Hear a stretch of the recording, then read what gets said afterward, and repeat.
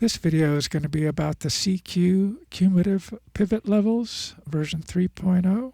It's good for calculating entry, exits, and stop levels, as well as just general support and resistance. There are 5 indicators included in this zip file. There will be the daily, the weekly, monthly, quarterly, and the yearly, as you see here. This is the cQ-Cumulative pivot levels yearly on a dollar-yen weekly chart. It uses the first candle, in this case, of the year, and it's using the close of the first candle. You can set that right here. You can change it to the open if you want, or any of these other ones.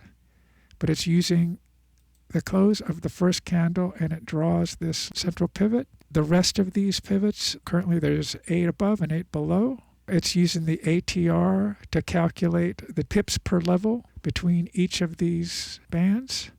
We'll set this to manual. Right now I'm going to select manual input of 200 pips between each level.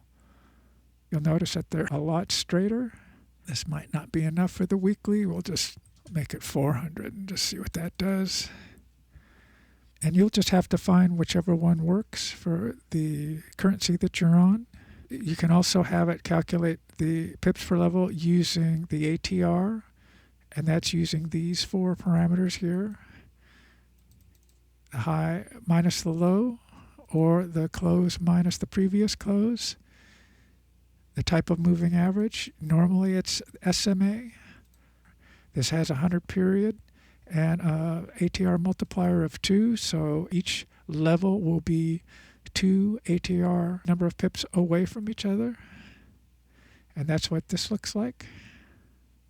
You can also have the reset start level. Right now it's using the starting price, but you can have it use the previous cumulative moving average, which I'll show you what that does.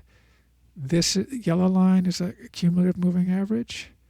This is the new central pivot based on the previous cumulative moving average. Same for here. This is the previous one. So you can select between either of those. There is also a number of different band tables. We have linear, Fibonacci 1, Fibonacci 2, log, exponent, square root, and user defined. This is where 32 pivots would be better.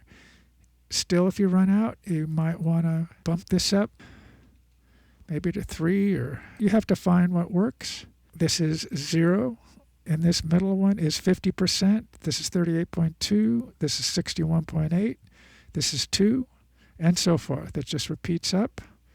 And then if you select user file, and you can create your own table, what you do is open the meta editor and find the current indicator, and this is it right here, this cumulative pivot levels yearly, version 3.0. We're on 16 bands. This default text, you can use this as a template, but don't save anything because it will just be overwritten. Save this as a new file. We'll call this test.txt. These are floating point numbers, and I'll just change. And now if I load this in, see how this second band is now moved up? That's how you create your own.